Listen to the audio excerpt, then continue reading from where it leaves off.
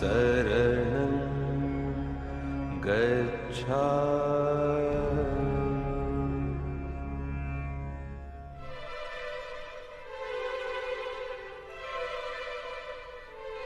Nos estamos dirigiendo al Mahakala Cave o la cueva del Mahakala.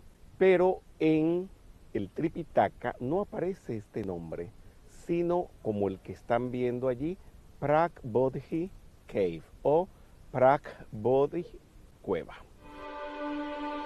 Les habla Rubén Cedeño desde el Mahakala Cave o la cueva del Mahakala en India. Como ustedes lo pueden observar, hay una cantidad de bhikkhus o monjes del Buddha-dharma haciendo mantra en la puerta de la cueva. ¿Qué pasó en esta cueva? Es muy importante. 6 años pasó el señor Gautama aquí haciendo austeridades. ¿En qué consistían estas austeridades? Bañarse con agua fría, no comer, hacer largos ayunos, sacrificios físicos, una cantidad de esfuerzos que lo condujeron a él a debilitarse y a saber y darse cuenta que para la realización del ser eso es completamente inútil. Bueno, no sé si completamente inútil, pero no lleva completamente a la concienciación. Puede que se hagan méritos, pero no totalmente. Y eso va con ustedes, eso va conmigo, eso va con todos, de no estar haciendo austeridades o mantras excesivos o servicios largos, porque nada de eso conduce a la realización, concienciación del ser. Es un asunto de conciencia, es otra cosa completamente distinta. El señor Gautama, cuando se dio cuenta que esto no lo conducía a nada, fue cuando decidió irse caminando hasta Bodh Gaya y todos los sucesos que allí acontecieron, que se encontró con Suyata, que les dio el arroz, después toda esta historia que él se fue y se sentó debajo del árbol a buscar la solución. Eso lo tenemos que vivir nosotros. No podemos seguir enredados, ilusionados, fantaseados, que mantras, que ayunos, que levantarse a tal hora, que vestirse de determinado color o con determinadas prendas nos va a conducir a algo. Todo eso es carnaval, todo eso es Halloween, todo eso es fiesta de disfraces. Seamos más honestos. Vayamos a la esencia. Aquí adentro hay una estatua que es la estatua original del Buda Huesito, donde aparece él todo calavérico y nos hace ver que por allí no es el camino, is not the way. Recordemos que después fue que el señor Gautama en el río Niranjana escuchó a un maestro que le decía a su discípulo que estudiaba Vina India: no aprietes tanto la cuerda, no la tenses tanto porque se rompe, o no la aflojes tanto porque si no, no suena. Él, con todas estas vivencias, desarrolló lo que se llama el camino del medio.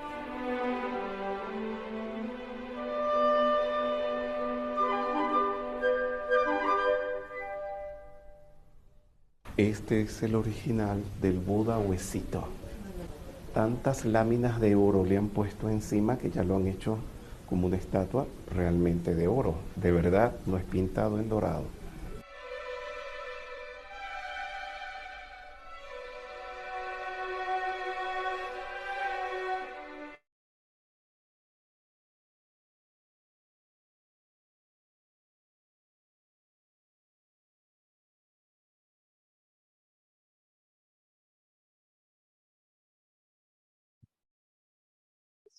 Muy buenas noches, queridos amigos. Les habla Fernando Candiotto desde la ciudad de Roma, en Italia, dándole continuidad en la tarde de hoy a este curso sobre luz en el sendero, en el que estamos tratando los requisitos para la tercera iniciación mayor. Y antes de avanzar con el tema de la tarde de hoy, quiero saludar al grupo de facilitadores y estudiantes de metafísica que está participando de una sala de Zoom, participando no solamente con su presencia en esta sala, sino también con sus respuestas, con sus preguntas, con sus comentarios a los temas que vamos tratando y desarrollando a lo largo de este curso sobre luz en el sendero. Y por supuesto también quiero saludar a las personas que están siguiendo esta transmisión a través de Facebook y de otras redes sociales, seguramente gente que lo ve en diferido a través de nuestra página de YouTube. Acabamos de ver imágenes filmadas años atrás en India, en los sitios donde vivió el señor Gautama Buda. Acabamos de ver precisamente imágenes en las cuales en su alocución Rubén Cedeño tocaba temas relacionados con lo que va a ser el objetivo de la actividad de hoy, en la cual vamos a hablar sobre la tercera regla o el tercer precepto expuesto como requisito para la tercera iniciación en el libro Luz en el Sendero. Me estoy refiriendo a aquella regla que expresa: mata el deseo de bienestar, pero sé feliz como lo son los que viven para la felicidad.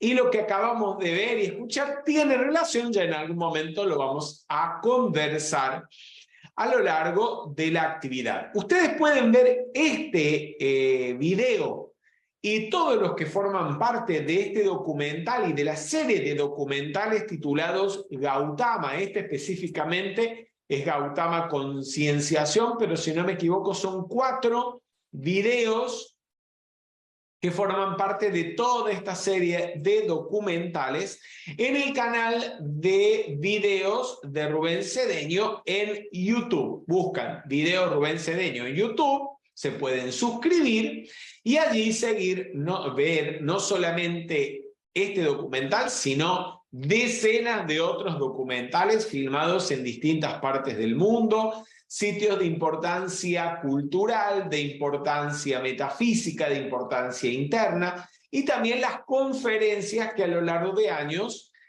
han sido grabadas por Rubén Cedeño. Incluso también, si se suscriben al canal de YouTube, cuando semanalmente se comienza a transmitir una actividad, la aplicación les va a avisar que Rubén Cedeño está en línea comunicando la enseñanza. Bien, vamos entonces a recordar que la bibliografía de este curso, Luz en el Sendero, está compuesta primero y principal por el libro que lleva el título del curso, Luz en el Sendero, de Mabel Collins, donde encontramos, como ya lo dije, los requisitos para la tercera iniciación mayor, que en realidad estos requisitos tienen una interpretación para todos los estudiantes o todos los discípulos que se encuentran en los diferentes grados de la vivencia interna, incluso para aquellos que todavía no han entrado,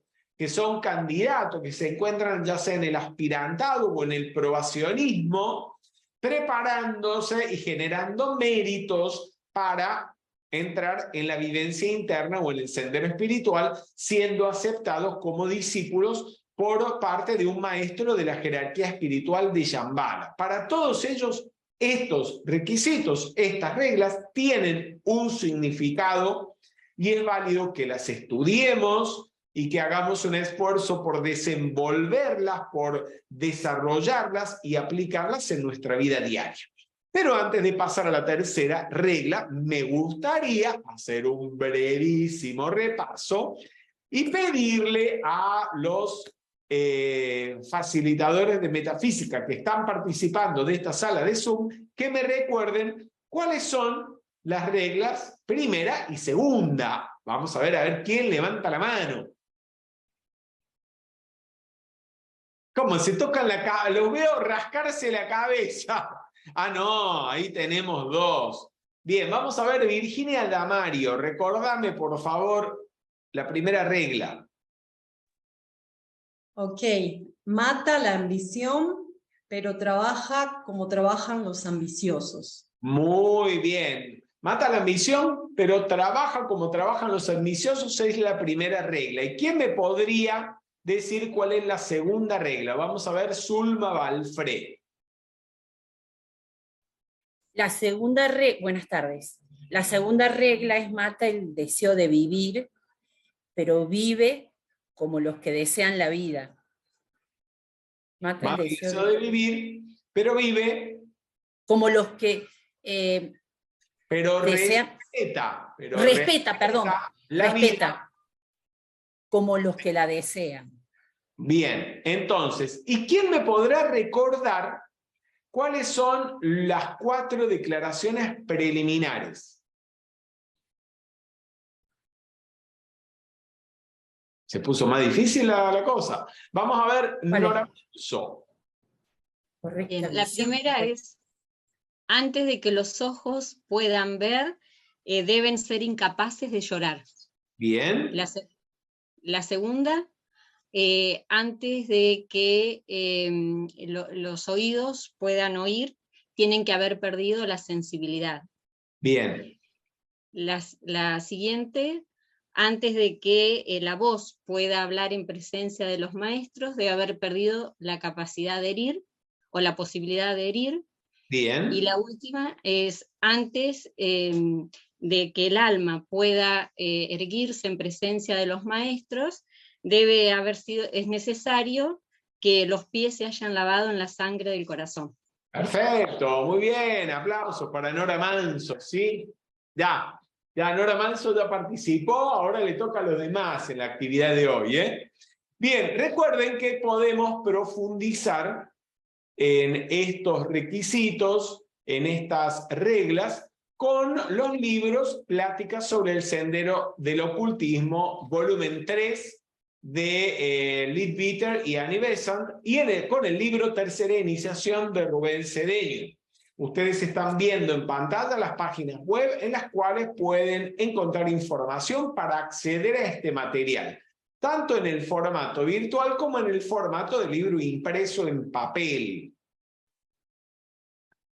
Vamos para adelante. La tercera regla entonces es mata el deseo de bienestar, que se completa con la frase, la explicación que el maestro Pablo el Veneciano agrega a estas 3 primeras reglas y que conforman en la edición actual del libro Luz en el Sendero la regla número 4.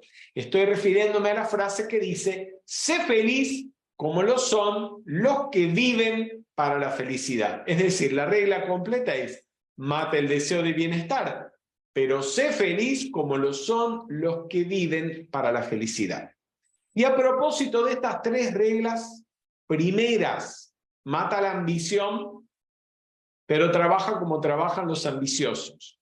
Mata el deseo de vivir, pero respeta la vida como la respetan los que lo desean. Mata el deseo de bienestar, pero sé feliz como lo son los que viven para la felicidad. Ya estuvimos conversando un poco en las actividades anteriores, que ya sea a través de la experiencia, de la vivencia, de las vivencias, o a través de la práctica de la correcta observación, el ser humano va aprendiendo que los objetivos, las motivaciones que lo impulsan a ambicionar, a desear la vida de la personalidad, y como lo vamos a ver hoy, el deseo de conseguir bienestar físico, puede ser bienestar emocional o bienestar mental. Al final, esas motivaciones, siendo parte del mundo y de la manifestación temporal, impermanente, cambiante del universo manifiesto, al final conducen a la desilusión. pero que entonces a través, sin necesidad de sufrir, por experimentar en primera persona, ¿sí?, la impermanencia de esto, uno puede darse cuenta, volverse consciente de esta impermanencia a través de la práctica de la correcta observación. Darse cuenta, por ejemplo, que las sensaciones y los sentimientos, tanto agradables como desagradables, o sea, aprender a no reaccionar ante las sensaciones y los sentimientos agradables y desagradables, de esta manera desapegarse de las sensaciones y de los sentimientos agradables y desagradables, y de esa manera ir haciendo que el deseo de bienestar desaparezca. A donde quiero llevarlos es a lo siguiente: a que tomemos conciencia que la práctica de la correcta observación y en general del noble óctuple sendero, como lo enseñó el señor Gautama, pero específicamente de la correcta observación, nos lleva naturalmente a desenvolver los requisitos para la tercera iniciación y nos ponen las puertas de la cuarta iniciación. Por eso el estudio de luz en el sendero va acompañado sobre todo de la práctica de la correcta observación, como viene expuesta en el Satipatthana Sutta o en el discurso sobre los fundamentos de la atención, en los cuales el señor Gautama explica exhaustivamente de qué manera se practica la correcta observación o la atención consciente. Y este es el motivo por el cual, con el favor de Dios, en los meses de julio, agosto, septiembre, en diferentes ciudades de la Argentina, vamos a dar el curso, por supuesto, con práctica, porque esto no se puede hacer de otra manera. Esto es algo para practicarlo. Avanzamos. No sé si hasta aquí tienen alguna duda. ¿Tienen alguna pregunta? Avanzamos. Bien. La tercera regla, entonces, la repetimos. Mata el deseo de bienestar, pero sé feliz como lo son los que viven para la felicidad. Ahora, el tema es el siguiente.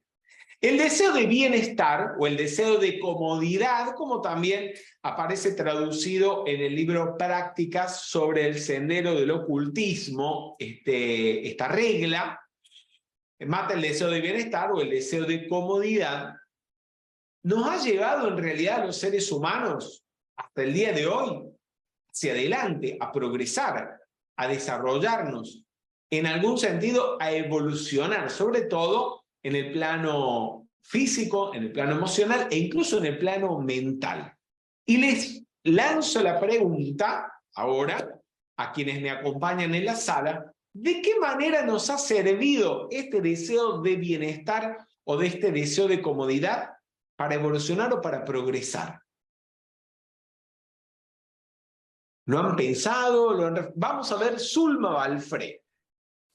Lo primero que se me vino cuando hiciste la pregunta es los medios de comunicación.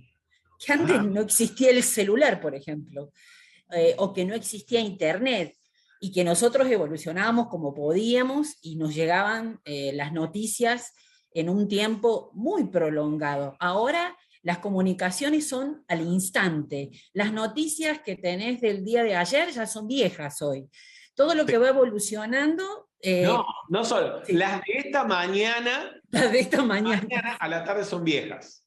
Son viejas, así que hay que estar siempre medianamente conectado. O sea que el deseo de bienestar llevó al ser humano a desarrollar medios de comunicación cada vez más eficientes que nos permiten hoy en día, como es el caso de este momento, de estar conectados a pesar de la distancia, a pesar de encontrarnos en distintos países, incluso en distintos continentes, estar en tiempo real comunicados.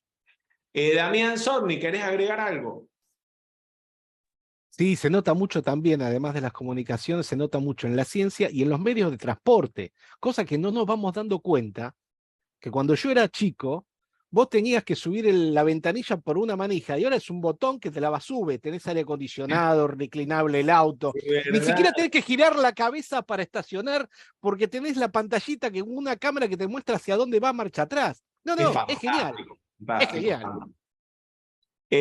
Paula González. Bueno, un poco quería ahondar en lo que mencionaba Damián de la ciencia, porque a nivel de medicina, por ejemplo, se ha avanzado muchísimo, tanto que llegó a la humanidad a vivir muchos más años que los que se vivían en otras épocas. Sí. No solo a vivir más, sino a vivir mejor, mejor de salud, mejor de salud mental, mejor de salud física. A enfrentar bacterias y virus que siempre han existido y salir adelante con una medicina en 10 días, una semana o una vacuna. Yo agregaría que gracias a los calmantes, anestesia, por ejemplo, a sobrellevar incluso de una manera más o menos cómoda ciertas dolencias que sin ese tipo de medicinas son realmente dolorosas, generan mucha incomodidad y dolor físico incluso. Alejandra Caput, si quieres agregar algo. Desapareció Alejandra. ¿Qué pasó? Hola, no, estaba silenciada, perdón. El acceso a la educación, ¿no? Y la posibilidad de socializar de un modo totalmente diferente, el acceso al conocimiento, el uso del conocimiento, el reconocimiento de la dignidad humana. Sí. Todo eso también va de la mano de la ciencia, de lo que nombraron antes. Y arrancaría por algo básico, la rueda, ¿no? Porque todo lo que nombraron, sin la rueda ni hubiéramos empezado. Un poco es verdad. Fíjense una cosa que hemos hablado sobre todo en líneas generales, como el deseo de bienestar y de comodidad ha impulsado el género humano, a la especie humana a desarrollarse, yo diría sobre todo tecnológicamente, a nivel científico, conseguir medios. Si nos vamos al caso del hombre primitivo, el hombre primitivo, en la búsqueda de bienestar y de comodidad, desarrolló al inicio mejores armas o métodos para cazar, mejores instrumentos de trabajo para ser más eficiente, por ejemplo, en el hecho de procurarse los alimentos. Con el tiempo fue aprendiendo a cultivar la tierra. Al cultivar la tierra, conocer las estaciones, las semillas que podía plantar, tuvo más tiempo para construirse y la necesidad de construir mejores casas, edificios para almacenar los alimentos. Esto le permitió también vivir en comunidades más grandes. Al vivir en comunidades más grandes, construir ciudades. Al construir ciudades, necesitar un orden social, leyes que regularan ese orden social, métodos de gobierno, sistemas de gobierno, hasta lo que es el día de hoy. Y todo eso, el motor que lo ha impulsado ha sido el deseo de bienestar, el deseo de estar más cómodos, de vivir mejor. Y el hecho de que hoy nosotros tengamos el agua potable, óigame, agua corriente y potable, que llegue hasta el grifo de la cocina o que llegue hasta el baño, eso es producto de miles y miles de años de deseo de comodidad. O sea, el deseo de comodidad ha sido algo maravilloso. Incluso hoy en día todavía hoy en día nos lleva a progresar económicamente. La gente, por deseo de comodidad, estudia para conseguir mejores trabajos, tener mejores salarios y así poder acceder a un nivel de vida. Cuando hablamos de mejor nivel de vida, en general hablamos de más comodidad, más bienestar. Y eso conlleva un progreso también intelectual. ¿Querías decir algo, Paula González? Sí, esto que estás hablando como un deseo parte de un sentimiento, ¿verdad? Ahora, no creo que surja solo en el reino humano, porque si uno estudia algunas especies de animales, hay animales como algunos simios que utilizan Sí. herramientas Ajá. para conseguir mejor calidad de alimento o más fácil el alimento, un acceso más rápido. Entonces, esas especies ya están en un proceso de pasar al otro reino prácticamente humano, pero con ese deseo también de estar mejor. O sea que de alguna manera es casi un instinto natural, Sí. ¿sí? En el ser humano y en las especies animales. No sé si Marcelo Tosani quería agregar algo. Sí, que hablando específicamente de la comodidad y compartiendo lo que vos comentabas, desde mi tarea profesional, las casas, por ejemplo, digamos, hoy existe la domótica, que es la ciencia que hace las casas inteligentes. O sea, hoy desde tu celular vos podés programar cuándo querés lavar la ropa, cuándo encender el lavarropas, cuando levantás las persianas, estás en el auto saliendo de tu oficina y pones el horno, o sea, dejás el pollo en el horno y cuando saliste de la oficina apretás un botón y cuando llegaste a tu casa tenés el pollo hecho. O sea, hoy se busca, ¿no?, desde la programación, Sí. lograr el máximo de la comodidad. Las casas no son lo que eran antes, o sea, son inteligentes. Ahora, vamos ahora a un punto. Al mismo tiempo que el ser humano desea y corre detrás de la búsqueda del bienestar, de un mayor confort, de una mayor comodidad, se da también una transformación en ese deseo de comodidad, donde al principio se busca una comodidad, un bienestar físico. Pero también a medida que el ser humano va desarrollando, sus intereses se van refinando, podemos decir, o elevando, el ser humano comienza a renunciar de alguna manera a cierto grado de bienestar físico o de comodidad física, a veces por lograr un bienestar emocional. Y eventualmente incluso puede renunciar tanto a un bienestar físico, a un bienestar emocional, no me refiero a una renuncia total, pero sí lo hace, al menos temporalmente o en cierto grado, para lograr un bienestar o una comodidad intelectual o una satisfacción intelectual. ¿Le vienen a la mente ejemplos? Sí. A ver, Damián Sorni. Uno de esos ejemplos que me viene a la mente es cuando uno dice, me quiero ir a vivir solo, quiero estar solo, tranquilo, y te vas a tu primer departamento y lo único que tenés es el colchón y la computadora. Te falta todo lo demás, pero sos feliz porque estás solo como vos querías y te fuiste de la casa de la familia. Bien, me parece muy bien, un buen ejemplo. Nora Manso. Parecido a lo que decía Damián recién, pero cuando uno elige estudiar en otro lugar, tiene que irse de la casa de los padres y También. entonces tiene que adaptarse a nuevas condiciones, una vivienda a lo mejor menos confortable, pero lo hace en aras de poder estudiar. En aras de poder estudiar y lograr algo que le va a dar una satisfacción, podemos decir un bienestar intelectual en este caso, ¿verdad?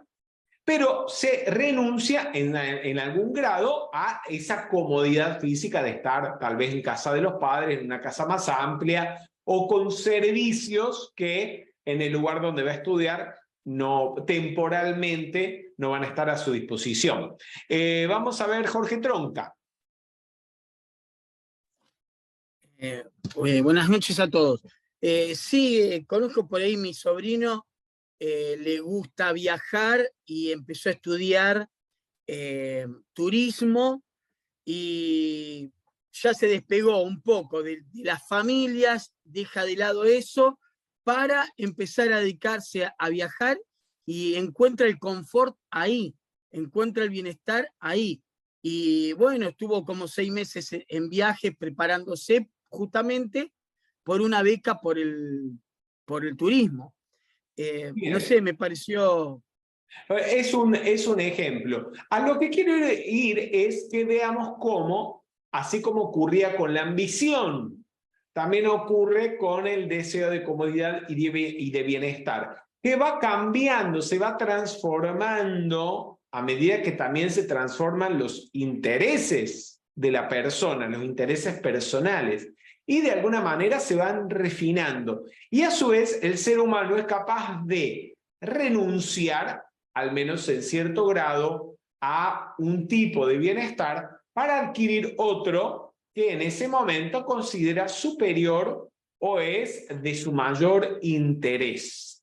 ¿Por qué? Lo digo ¿por qué? Porque en realidad esto tiene que ver con desapegarse de alguna manera a el deseo, al bienestar, y ser capaz de renunciar, al menos temporalmente, a ese deseo. Ahora, ¿cuál es el peligro? Hay un peligro enorme, porque como ya lo vimos, el deseo de comodidad o de bienestar per se, por sí mismo, no es negativo. Ha llevado al ser humano hacia adelante, a progresar, a avanzar, a desarrollarse. Lo mismo pasa con la ambición, lo mismo con el deseo de vida.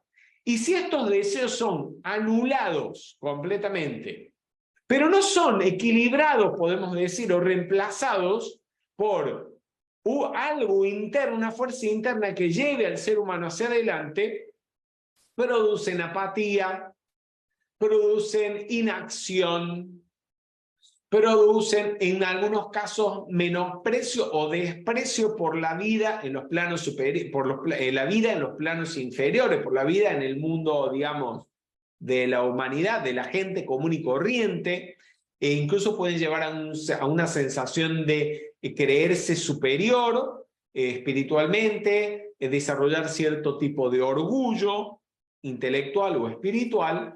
Y en el caso específico que estamos hablando, el matar el deseo de bienestar o de comodidad, hay una tendencia a no ser ni feliz ni infeliz, es decir, un estado de apatía. Donde la persona, que un estado de apatía que uno a veces ve en la persona que se acerca a un grupo de enseñanzas internas, o hay grupos de enseñanzas internas donde uno ve mucha gente en ese estado, un estado de apatía, donde usted probablemente son personas que no están muy apegadas a lo material, pero usted felices no las ve. Y eso no está bien. O sea, ese no es el objetivo. ¿Por qué? Porque uno de los aspectos de Dios es felicidad. Uno de los atributos del ser de nuestra presencia yo soy es precisamente bienaventuranza, es decir, felicidad, gozo. Una persona apática no es una persona que esté exteriorizando la naturaleza de su ser y que esté en una vivencia interna realmente. Aquí les pongo dos casos extremos, que puede ser el del lingera, el del homeless, la persona que vive en la calle, que por algo que indudablemente falta allí por algún motivo el deseo de bienestar que le impulse a salir de la inercia. No sé si Damián o alguna de las otras personas que están aquí, tal vez con mayores conocimientos, me pueden decir qué es lo que tiene a una persona que vive en la calle en ese estado. Además de seguramente en algunos casos puede haber problemas psicológicos o psiquiátricos graves. Pero ¿qué otras motivaciones lo pueden tener así, en ese estado de inactividad y de apatía? Damián. Generalmente son problemas psiquiátricos, Fernando, su gran mayoría, ¿sí? Donde no tienen una ubicación en la sociedad. Hay algo dentro de la cultura, no importa el país que sea, dentro de la cultura se rechaza siempre al que está loco. Es más, la palabra loco ahora no se debe decir. Ese mismo rechazo causa su propio rechazo hacia los demás. Él acepta ese rechazo como propio y comienza a rechazarse a sí mismo y hacia los demás. Wow. Pero es todo un tema bastante complejo a nivel psicológico. Después hay otras personas que están así por diferentes circunstancias. Es evidente que la persona está completamente desilusionada de la vida y no tiene una motivación para seguir adelante. Lo que sucede acá es que hay una pérdida total de conciencia de la realidad, Fernando. Cuando sucede una pérdida de la realidad, ya comenzamos a tener temas psiquiátricos. Okay. No es una neurosis común que la tratás. Esto ya viene con un buen tratamiento, con fármacos y con asistencia de varios profesionales, no solamente psicólogo. Tiene que haber un psiquiatra, tiene que haber un médico, tiene que haber de todo. De todo. Gracias, Damián. Felisa Díaz, sé que trabaja con personas en situación de calle. No sé si querés agregar algo. Sí, Fer, tengo una investigación hecha en Corrientes, que investigamos el Chaco Corrientes, justamente de estas personas en situación de calle, y sí es verdad, no tienen interés por la vida, pero al hacer un recorrido por su historia pasada, tuvieron familias, 3, 4 matrimonios, tienen hijos, han estado, inclusive algunos profesionales que están Sí. en ese estado, donde ya la vida para ellos no tiene, como decías recién, sentido. Entonces, es volverlo a incentivar, es de vuelta a ofrecerle, es decir, ese menú, como decía Rubén ayer, de alternativas que puede tener y trabajar mucho también toda la empatía de los que le rodean. Sí, muchísimas gracias por tu participación, Felisa. Comparto el comentario que estás haciendo. He tenido la ocasión de conocer, no muchas, pero algunas personas que se encontraban en situación de calles, alguna de ellas que ha salido o ha sido ayudada a salir de allí, y son personas que llevaron una vida familiar, económica más o menos normal, algunos de ellos incluso empresarios que después de un gran fracaso económico, eso conllevó un fracaso familiar, rechazo por parte de la familia y una gran desilusión seguramente por parte de la persona que no se sintió, no se encontró en capacidad de sobrellevarla y terminó viviendo en la calle. ¿Sí? Pero una persona con la que se podía entablar al menos una conversación lógica y racional y que te contaba su historia.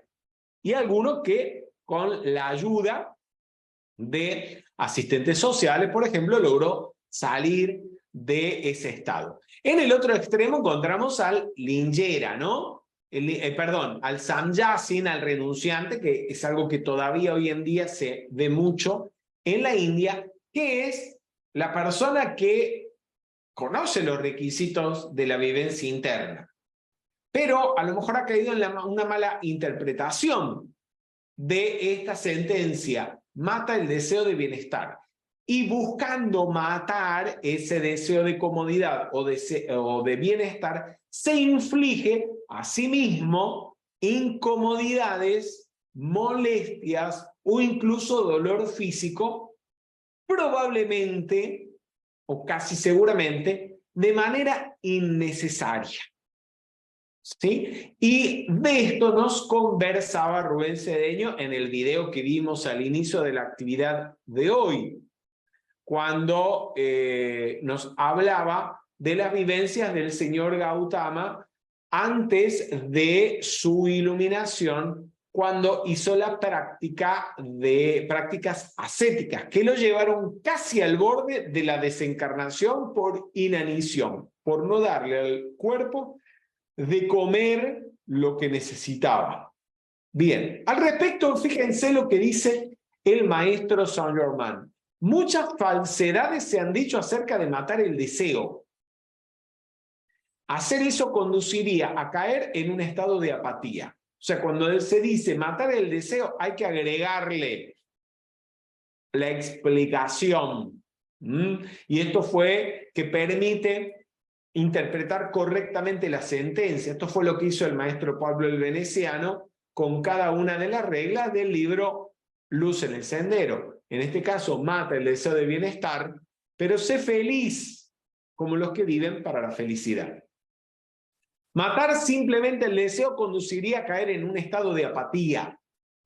Cuando sientas el deseo de hacer algo constructivo, hazlo. Empeñate y lógralo, aunque se caiga el mundo. Que veas o no la manifestación no te debe preocupar. Entonces, leyendo esto e interpretando esto que nos dice el maestro Saint Germain, ¿cuál es el deseo que hay que matar? Es decir, ¿cuál es el deseo que hay que transmutar? La pauta la da ahí el maestro Lorena Ferrero.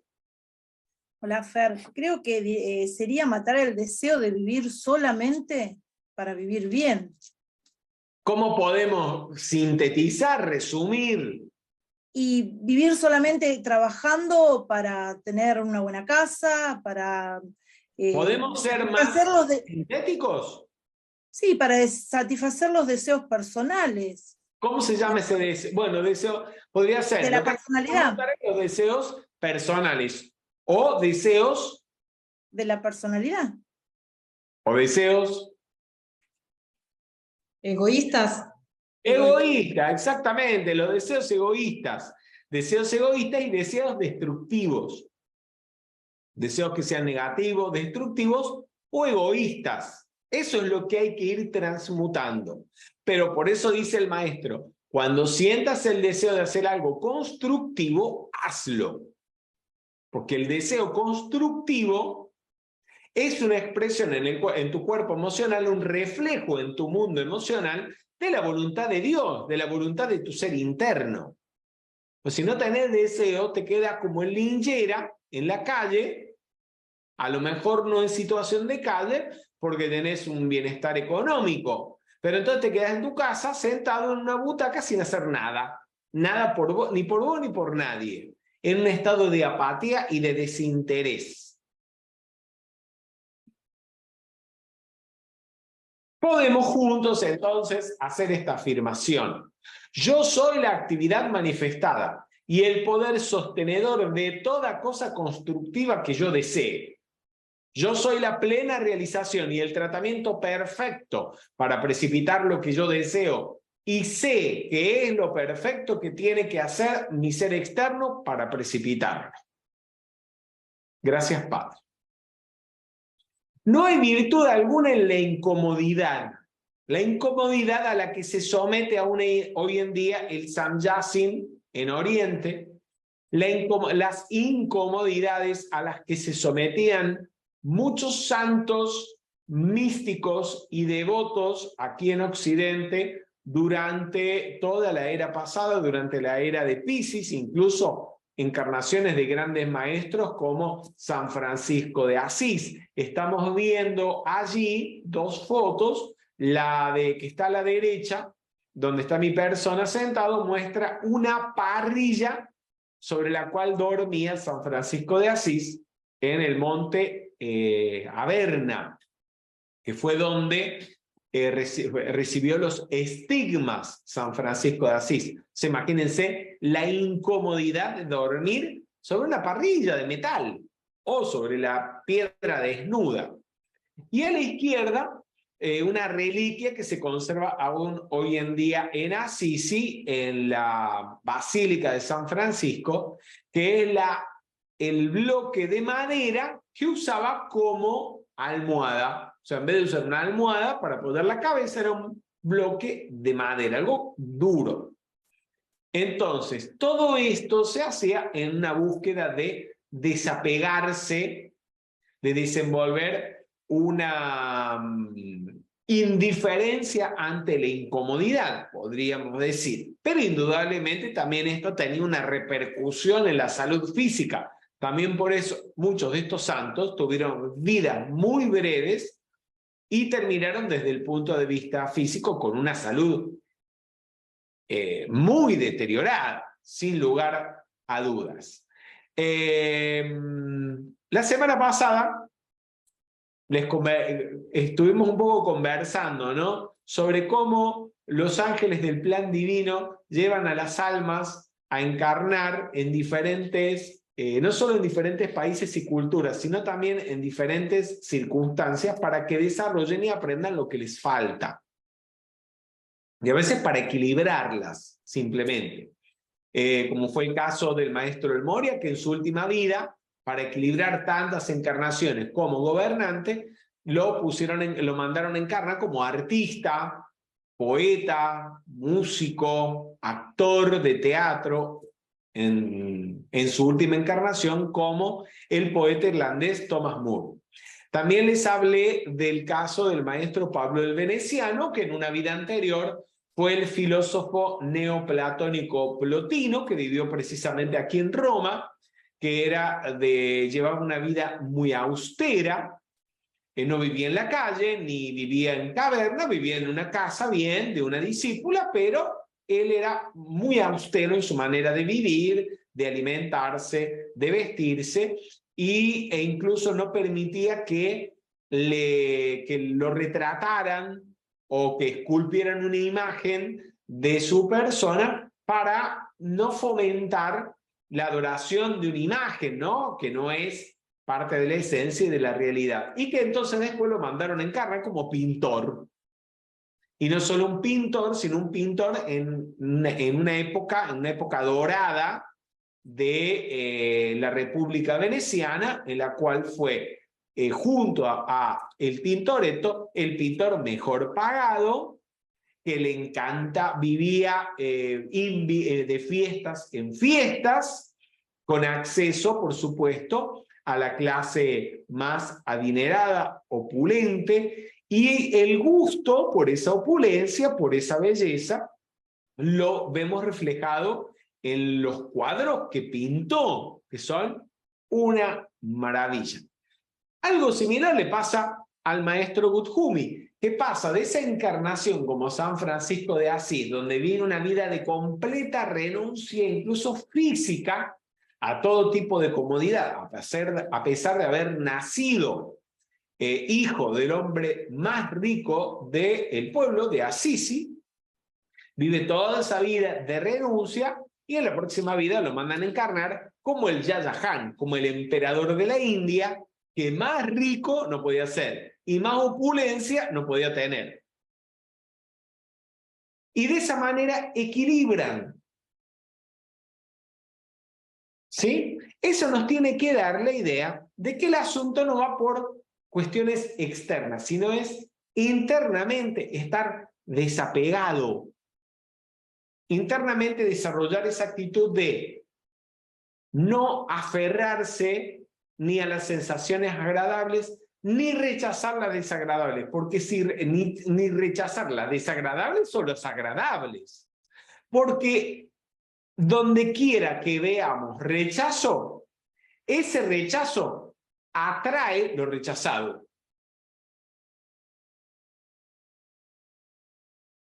Yo no puedo asegurar que haya sido el caso, pero si Plotino rechazó a los pintores, a los escultores, ¿sí? Lo mandaron a encarnar como pintor y artista. Y si en algún grado San Francisco tuvo rechazo a la riqueza, a la opulencia, a las comodidades, lo mandaron a encarnar como emperador, ¿sí? El dueño del mundo, prácticamente. Para equilibrar, porque usted no puede lograr la ascensión rechazando a nada ni a nadie. Como tampoco puede ascender apegado a las cosas, o a las personas, o a nada. ¿Preguntas hasta aquí? No sé si ha sido claro, ¿tienen comentarios? Luisa Jimena. Hola, buenas noches. Sí, yo me puse a pensar ahora que dijiste eso del rechazo, como aquí es muy común en Londres el clima, como a veces es muy cambiante y que llueve mucho o que hace mucho sol, ¿no? Entonces, como es muy común que escucho a las personas que se quejan, rechazan ese clima. Y yo trato de decirles, no, pero mira, qué bueno que está lloviendo porque por eso está aquí todo verde, todos los jardines, los árboles, las flores. Y si no tienes esa lluvia y ese frío, tampoco vas a disfrutar cuando esté soleado. Entonces es como no tener ese rechazo que yo al principio cuando llegué aquí, yo lo rechazaba también. O sea, es a lo mejor... No se puede rechazar nada. No sé cuán grave sea rechazar algo como el clima. Pero fíjate una cosa, el maestro del Moria en una vida fue Sir Thomas More. Sir Thomas Moro, que es conocido dentro del catolicismo como Santo Tomás Moro. Sir Thomas More, que fue primer ministro de Enrique VIII de Inglaterra, este rey que se genera un cisma entre la Iglesia de Inglaterra y la Iglesia Católica Romana, da origen a la Iglesia Anglicana y se separa, entre otras cosas, motivado en alguna manera porque el Papa no aprobaba su divorcio para poder casarse con Ana Bolena.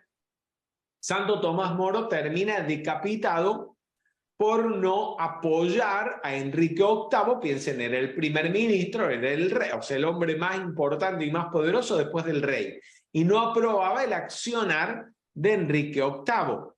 Cuando vuelve a encarnar, como Thomas More, casi el mismo nombre, pero no igual, Thomas More, el poeta irlandés, encarna dentro de una familia católica, pero se casa, y piensen esto, católico en Irlanda, un país donde hay un gran conflicto religioso entre los ingleses, que son anglicanos, protestantes, y los irlandeses de mayoría católica. En ese contexto nace Thomas More. Bien, y adivinen con quién se casa. Se casa con una actriz protestante, anglicana. Y no solo eso, para que no se arme el lío en la familia, lo mantiene en secreto durante el primer año. O sea, se casa y se va a vivir con la mujer en secreto, porque sabe que eso en Irlanda, y sobre todo dentro de su ámbito familiar, va a ser un escándalo. Ya. Ya lo mandan a enamorarse de una anglicana. Porque no se puede rechazar nada. Silvina Saucedo. Buenas tardes, Fernando. No podía dejar de pensar cuando nos hablabas de cómo trabajar con esto, del tema del deseo y erradicar el apego, que desde el cuarto requisito para la primera iniciación es la ausencia de deseos. Pero qué importante... No, es el segundo. Bueno, el segundo. Pero que desde la primera iniciación tenemos que trabajar con la cuestión del deseo. Sí, completamente. Y si no lo entendemos bien, nunca vamos a llegar a todo este trayecto hasta la tercera, ¿no? Bueno, eso era. Gracias. Así es. Es un requisito en todas las iniciaciones. Vemos también que en Oriente y a veces hoy en día en Occidente hay algunas escuelas que enseñan la meditación, entonces insiste en que el estudiante se siente en la postura más recomendada en Oriente, que es el Padmasana. Pero hay que comprender que el Padmasana, la postura del loto, con las piernas cruzadas, para los orientales, especialmente para los hindúes, es la posición en la que normalmente se sientan en cualquier momento del día, desde niños, sea para comer, sea para ver la televisión, sea para hacer lo que sea. Desde niños se sientan en Padmasana y por supuesto llegan a edad adulta con la flexibilidad que requiere el seguir sentándose en esa postura. Pero para nosotros occidentales, que estamos acostumbrados de niños a sentarnos en una silla, en la mayoría de los casos, sentarnos con las piernas cruzadas es simplemente una tortura. ¿Y qué meditación hace usted cuando cruza las piernas y lo que tienes es un bruto dolor de rodillas o las piernas entumecidas, ¿sí? Y no se puede concentrar en lo único que usted está concentrado y meditando es en el dolor? Eso no es meditación de nada. En el mejor de los casos podrá practicar el aprender a no reaccionar ante las sensaciones desagradables. Pero ¿qué otro aprendizaje obtiene usted de eso? Ninguno. Y el papá de la meditación, el primero que habla y que expone los pasos de la meditación, que es Patanjali, en sus Yoga Sutras, lo que recomienda es una postura que sea cómoda. Eso es todo lo que pide, que la postura que usted asuma para meditar sea la que le resulte más cómoda. no dice que haya que sentarse en Padmasana. No hacemos nada martirizando el cuerpo. Dice Rubén Cedeño en el libro Tercera Iniciación: Dios lo tiene todo. Él es comodidad, es confort, es opulencia también. No hay ninguna virtud espiritual en torturarse. Al contrario, cuando está bien, el ser humano se encuentra en mejores condiciones para ocuparse de lo espiritual. Y de hecho, siempre que comunicamos el curso de prosperidad, sobre todo basado en las enseñanzas del maestro Saint Germain, hacemos la acotación que añade el maestro Saint Germain a esta enseñanza. Él no está enseñándole a la gente a precipitar, a desenvolver conciencia de prosperidad, a tener abundancia, para que vivan para incentivar los deseos materiales egoístas. No, ese no es el objetivo. El objetivo, lo explica Saint Germain, es el siguiente: que la mayoría de la gente, a menos que tenga satisfechas sus necesidades físicas, materiales y económicas, está demasiado preocupada como para ocuparse de los temas internos o espirituales. Y es por eso que el maestro Saint Germain enseña a desenvolver una conciencia que nos permita liberarnos económicamente, liberarnos financieramente, pero no incentivar el apego a lo material. No es ese el objetivo de esa enseñanza. Entonces hay que llevar las cosas por el camino del medio. Por un lado, desenvolver una conciencia de prosperidad que nos permita precipitar y atraer y tener todo lo que nos haga falta. Y por el otro lado, vivir desapegados a lo material. Eso es vivir la vía del medio, el camino del medio. ¿Tienen alguna pregunta? ¿Se comprende esto que estamos conversando? Helga Bert. Hola, buenas noches. Buenas noches. Yo me quedé pensando en una persona que conozco, que profesionalmente era muy exitoso, tiene todas las necesidades cubiertas en abundancia, tiene inversiones de las que vive, y no encuentra qué más hacer. Está deprimido, apático, hace alguna que otra cosa, pero mismo hablamos mucho de trabajos sociales y demás para que despierte eso, pero tampoco. Y bueno, mi pregunta es, ¿qué se podría hacer? Como para incentivar a esta persona a que salga un poco de esa apatía. ¿Y no le has hablado de metafísica? Sí, hacemos un montón de decretos. Él, cuando hablamos de alguna cosa, él me manda los decretos también. Entonces, no sé qué hacer ya. Pero a lo mejor necesita algo más que decretar. Recuerden que... todas las veces que voy a los congresos, les llevo libros, hablamos, como que hace bastantes años que vamos conversando sobre todo esto.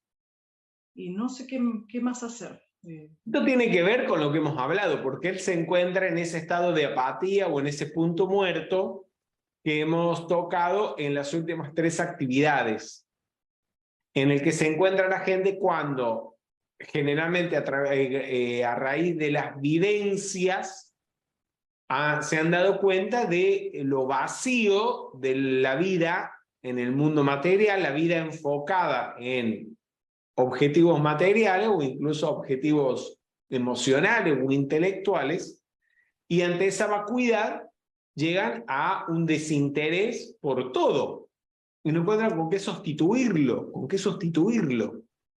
Ok, ¿qué harían ustedes? Por supuesto que lo que es la propia persona la que tiene que salir. Ahora, ¿qué puede hacer esa persona? Les tiro la pregunta a ustedes, que están acá. Jorge Tronca. Es muy delicado, hay que ver por qué llega a esa situación. Hay que encontrar alguna situación de fondo. Porque uno puede decir, y sí, mirá, cambiá, viajá, conocé gente, pero por ahí no es lo que le interesa a él. Hay que conocer cuál es la raíz de su problema. Es muy delicado. ¿Cómo llegó ahí? No sé si es el problema, porque a lo mejor la situación en la que está no es un problema. Es parte de un proceso natural. Pero saber por qué llegó ahí, cómo llegó ahí, puede ser importante para también guiar a la persona en qué es lo que puede hacer. Nora Manso, ¿quieres agregar algo? Sí, por ahí también acompañarlo en la autoobservación que vos decías como primer paso para poder verse él y para poder entender su realidad y hasta qué punto está dispuesto a cambiarla, ¿no? Pero me parece que en ese acompañar a autoobservarse se pueden descubrir los motivos que llevaron a estar así, en esa apatía. Damián. Lo que pasa es que con la singularidad de cada individuo no podemos estar determinando qué es lo que tiene que hacer. A lo mejor él no quiere hacer nada y hay que ver, para insistir que haga algo, hay que ver si él lo considera un problema o nosotros lo vemos como un problema. Sí. A lo mejor él está tranquilo y para nosotros es un tipo quedado. Entonces, en realidad, cada cosa hay que verlo dentro del ambiente y del mundo de la persona. No podemos estar tomando las decisiones que se podría hacer. Si le alcanzas un libro de metafísica, si le decís, mirá, léete este libro, mirá esta conferencia, pero hay que ver el mundo donde él está inmerso, porque su mundo... Sí. Y lo que él haga con lo que él haga o no haga con los instrumentos que se le ofrecen. Indudablemente. O sea, a lo mejor lo que Helga está haciendo es lo que Helga puede hacer. Lo demás depende de la persona y de sus tiempos y de los procesos internos por los que pasa. Bien, vamos a agregar estos decretos, estos tratamientos de prosperidad. Y acuérdense siempre, cuando comunican la enseñanza a la gente de los 7 pasos de la precipitación o cómo desarrollar conciencia de prosperidad, que el objetivo no es que se apeguen más a lo material, el objetivo no es en sí mismo llenarse de plata. Eso es solamente un medio para satisfacer las necesidades y poder llevar adelante el propio plan divino de perfección, que resulta difícil para la mayoría de las personas cuando sus necesidades económicas no están cubiertas o satisfechas. Pero a veces ese deseo económico o el apego por lo material está exacerbado. Y la gente vive lamentándose y quejándose cuando sus necesidades están todas cubiertas. Y de lo que se está quejando es que en vez de que tiene una casa y no tiene 2, o tiene 2 y no tiene 3. Y que se va de vacaciones a Ibiza y no a Tailandia. ¿Me entienden? ¿Por qué? Porque nada la satisface. Porque como la persona no se da cuenta, el que está buscando la satisfacción en objetivos materiales y no se la están otorgando, porque ni bien consigue uno de esos objetivos, como eso no le basta, busca uno mayor, uno más costoso, hacer un viaje más lejano, comprarse una casa más grande o un auto más nuevo o más costoso. Y el problema es que ese no es el camino. No tiene ningún problema económico tiene.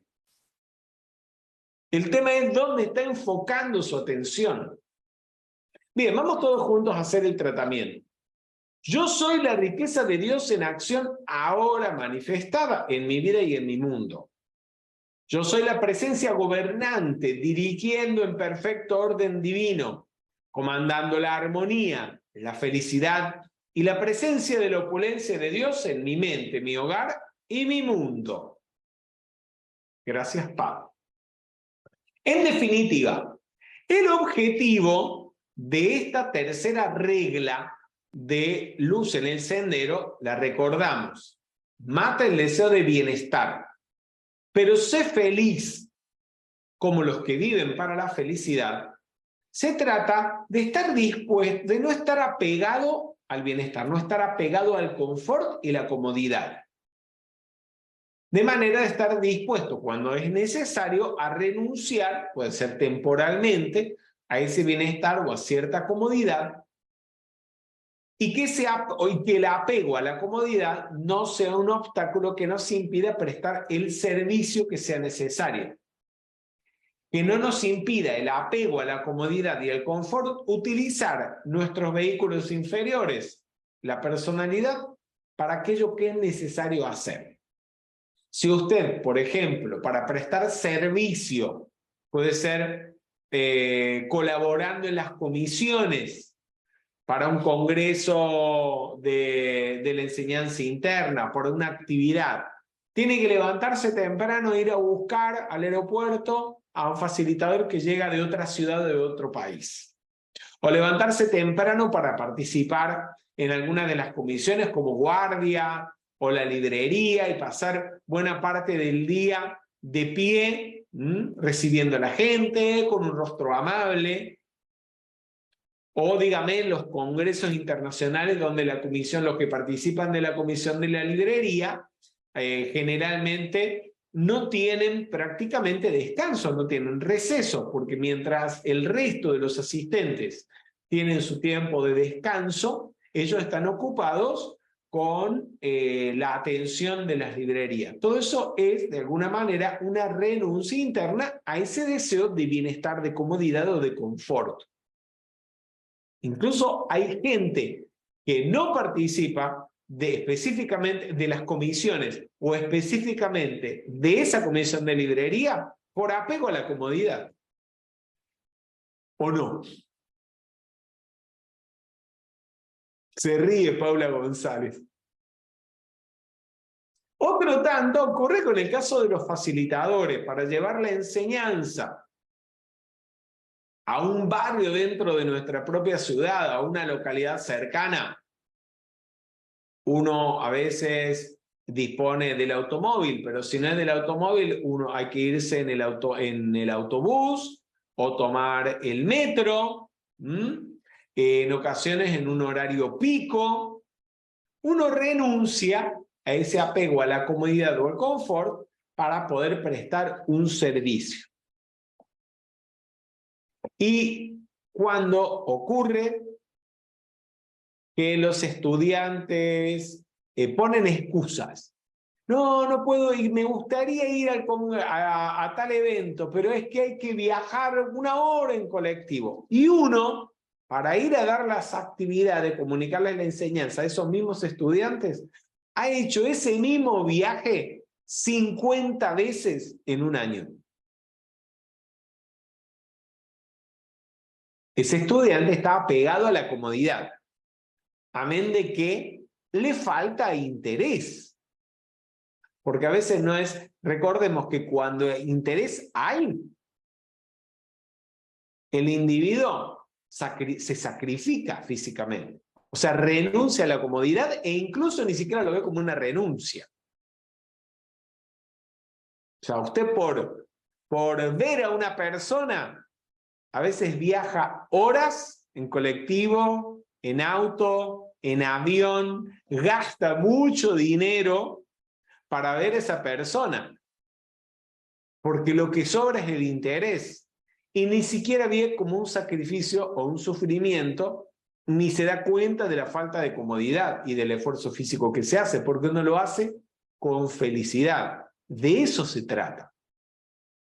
De la misma manera, uno debe llevar adelante el servicio. Y el apego de la personalidad, del cuerpo físico y de la personalidad humana a la comodidad no debe ser nunca un obstáculo para prestar un servicio. De eso se trata. ¿Comentarios, si los hay? Paula González. No, que tal vez ese deseo por algo superior, como puede ser una enseñanza espiritual o compartir un rato al mes con el facilitador, tendría que ser el motor para salir de la comodidad, de decir, bueno, una vez al mes voy a cenar afuera, no lo hago nunca, pero viene el facilitador a la ciudad y lo acompaño, quiero compartir un rato con esa persona.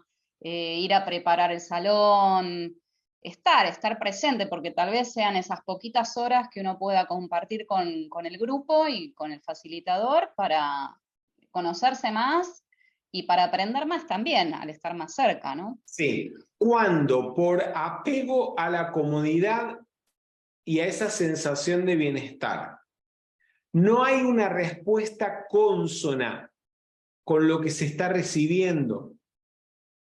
No hay una respuesta consona de parte del estudiante o del participante con lo que está recibiendo por parte del facilitador que comunica la enseñanza y que sí está renunciando a su apego o renunciando al confort y a la comodidad para viajar, ¿sí? A veces para hospedarse durante semanas o meses fuera de su casa, en un hotel o en una casa de prestada, alojado en una casa que no es propia.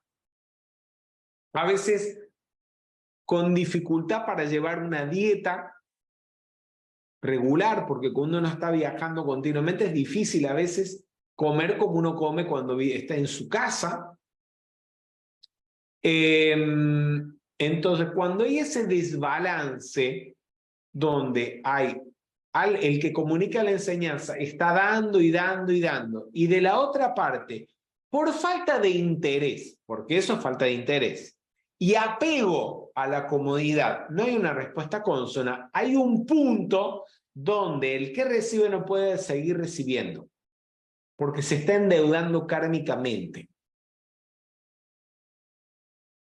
Y en algún momento el propio Cristo interno de esa persona la va a alejar del grupo de metafísica, va a hacer que le pierda el interés, o se fastidie, o se ofenda por algo, y no vuelva hasta que en un futuro genere nuevamente méritos para poder volver a recibir la enseñanza.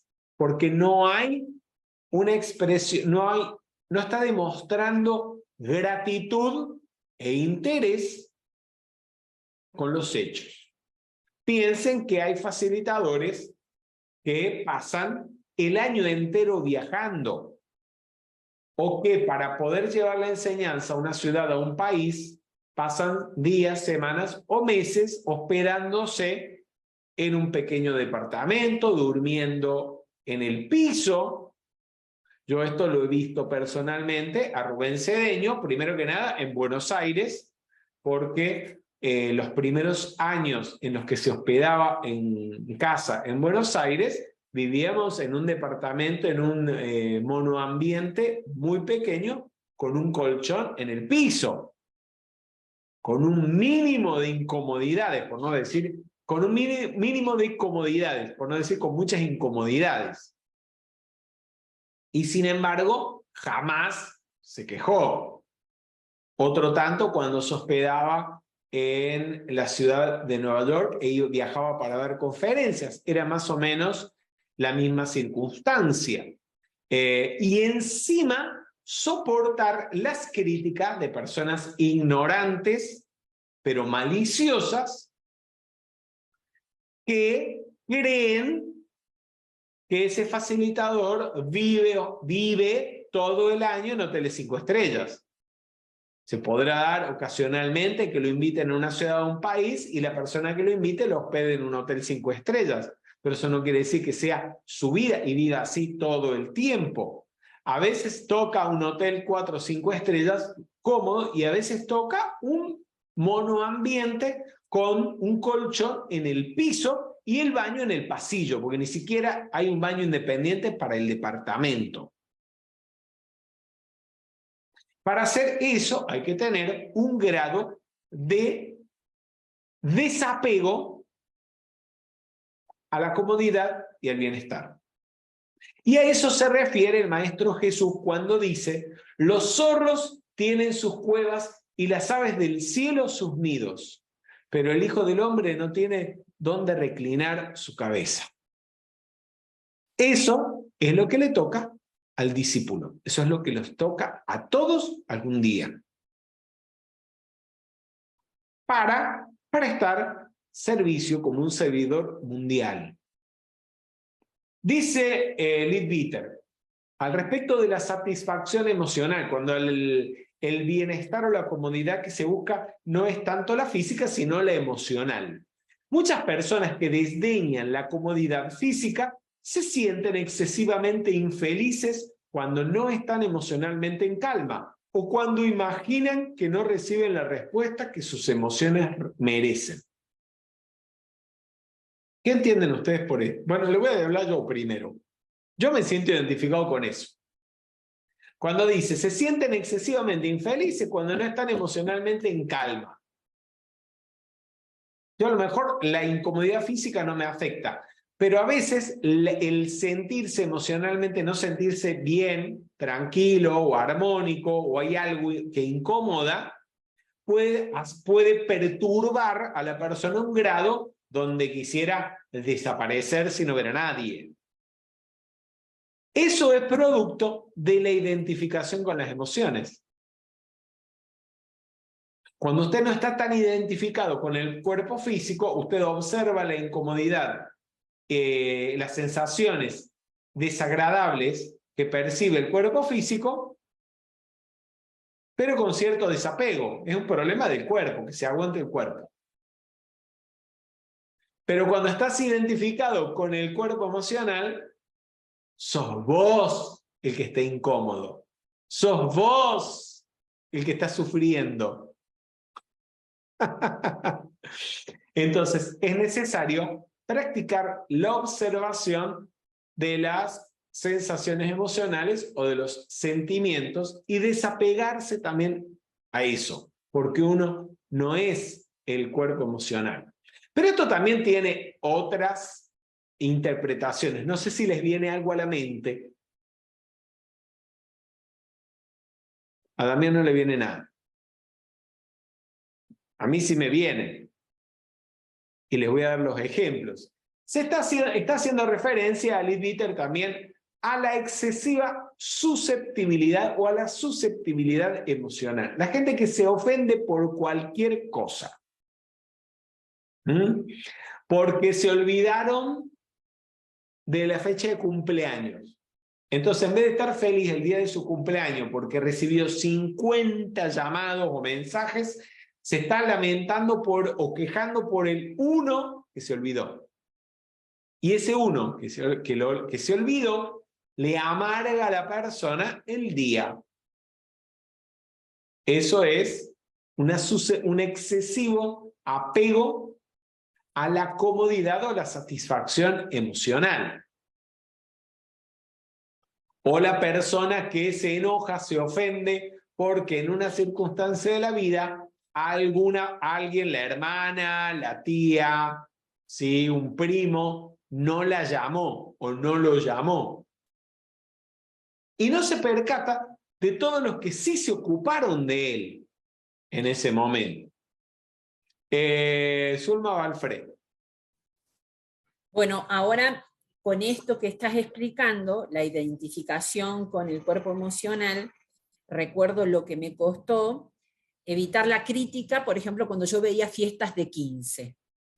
El dinero que gastaban y todo, y yo me daba cuenta, digo, bueno, ¿por qué me llama tanto la atención? Hasta que me di cuenta que a mí no me lo habían festejado y que por eso, ese apego que tenía, entonces tuve que, o sea, no hablo de un año o dos, sino hablo un tiempo largo en que yo digo, ¿por qué dedico tanto tiempo? Si es una ilusión para muchas chicas, todo eso. Así que hay que observarse donde uno pone la atención. Lo mío era una crítica hacia una ilusión de mucha gente, y era sencillamente porque a mí no me la habían festejado.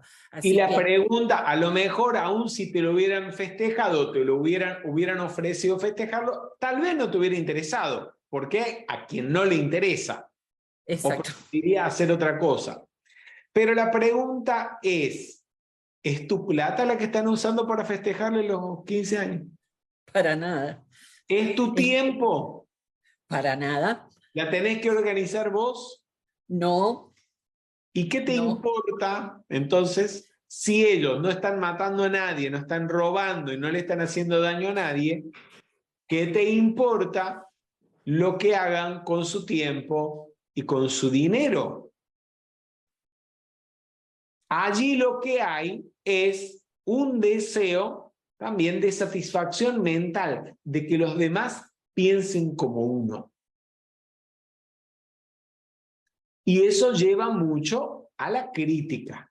Y también lo va a tocar al tema Leadbeater. Con estas palabras dice: las personas quieren que otros piensen exactamente como ellas, a fin de permanecer mentalmente contentas y sin preocupaciones.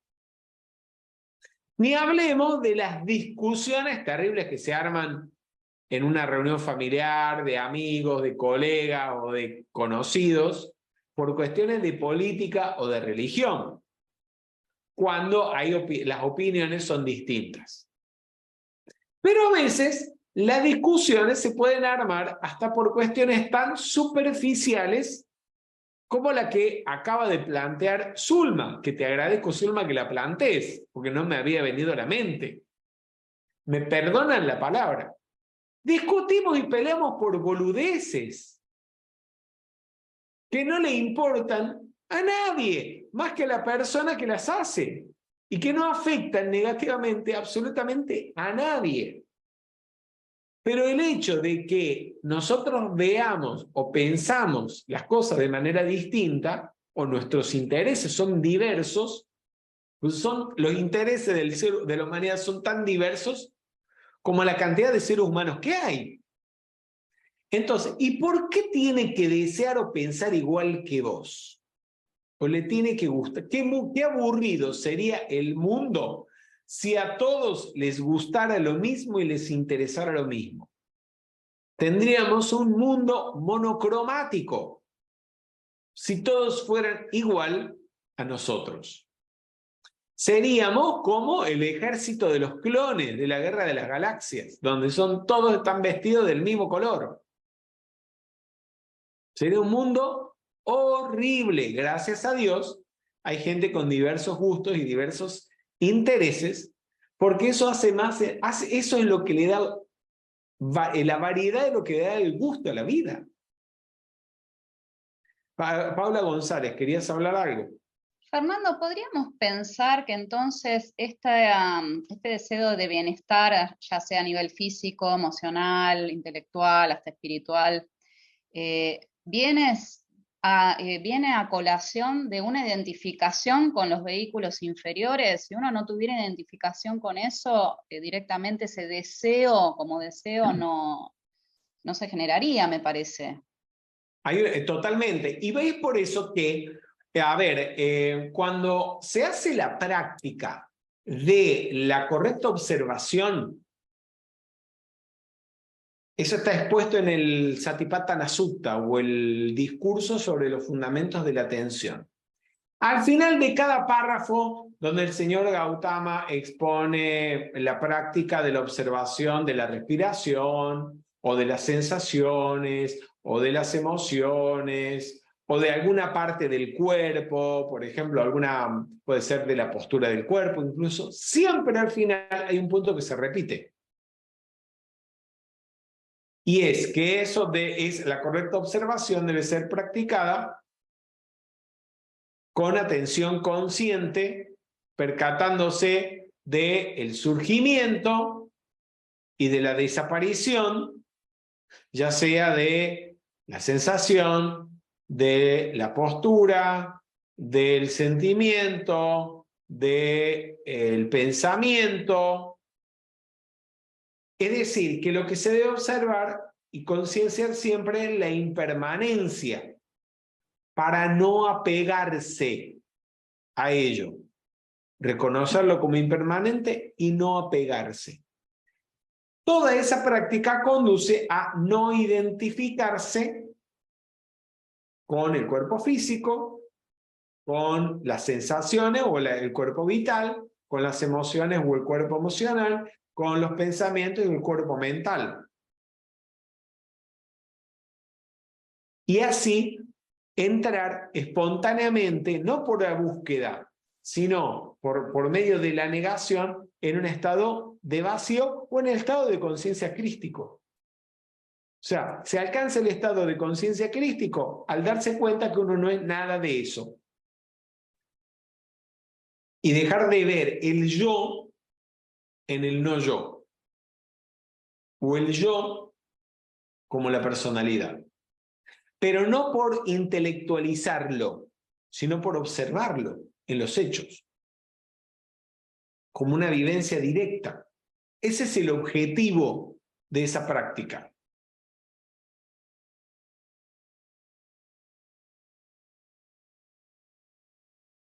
Yendo al tema de la satisfacción intelectual, lo vemos también a veces dentro de los grupos. Bueno, ¿querías decir algo? Perdóname, Virginia Damario, que tenía en la mano, a lo mejor era continuación de lo que estábamos tocando.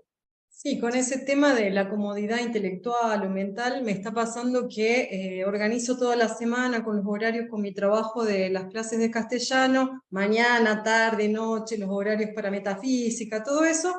Y en el día de ayer, que comenzó la semana, 5 estudiantes de castellano me quisieron pasar los días para otros horarios, entonces me dejó una inestabilidad mental y un poco de enojo porque te sacan de la comodidad de los horarios que uno tiene, los horarios libres que uno tiene destinado a otro asunto, tenés que ver de modificarlos en la semana, y bueno, es eso. No sé si... Bueno, pero Virginia, hay un tema que es, todo hay que llevarlo por el camino del medio y usar el discernimiento.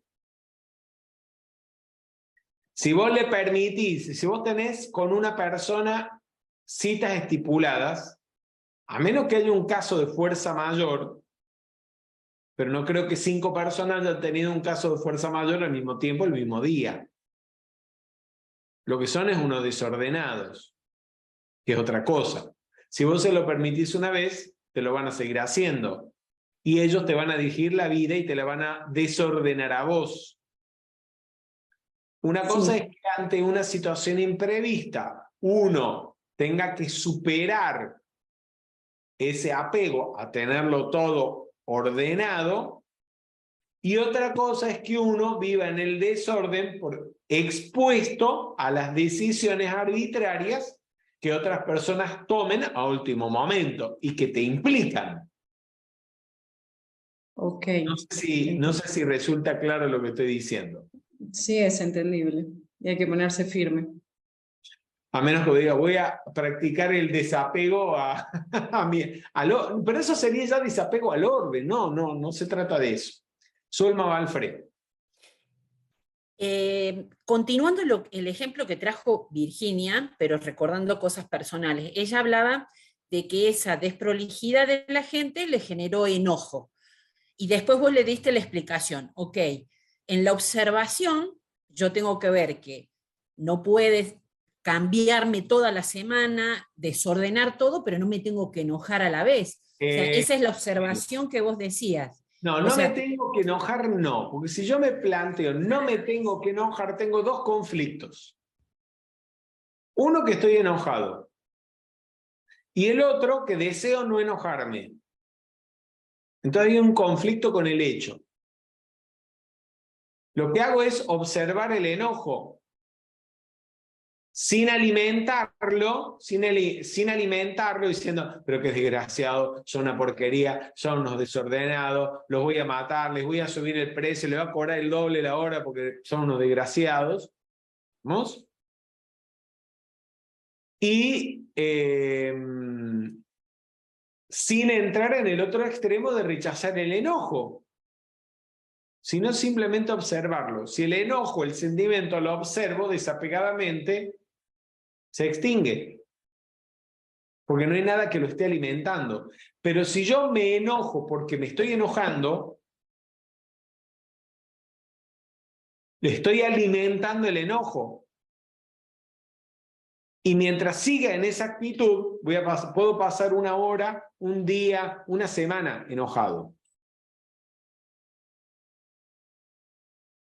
Estoy enojado porque estoy enojado y no me debería haber enojado.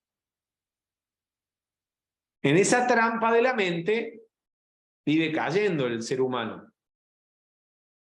Eso no es observación, eso es entrar en conflicto con el hecho. Pero si el hecho se observa, como el hecho por sí mismo no existe, sino que ha sido generado y alimentado, entonces se va extinguiendo. Gracias, Fer. Gracias. El ser es bienaventuranza. Recordemos los 3 atributos del ser supremo o del ser universal, que son Sat, Chit, Ananda. Y el tercero, Ananda, es bienestar. Por lo tanto, un individuo que está en contacto con su ser interno, ¿cómo va a ser? ¿O cómo debería estar? Feliz. El contacto con tu ser interno te da felicidad. Esa felicidad que vemos en los grandes seres, que se les ve en el rostro, en la foto que les sacan, en cómo están. Siempre una sonrisa que sale natural y espontánea.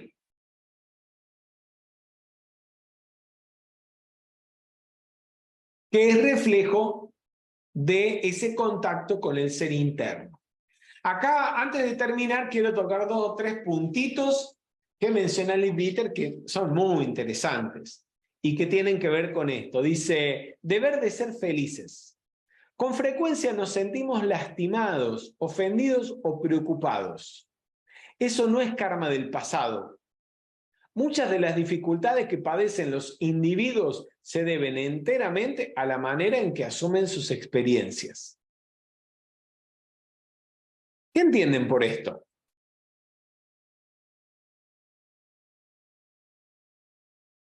¿O ya no entienden nada? A ver, si me ponen Alejandra Capuzzi.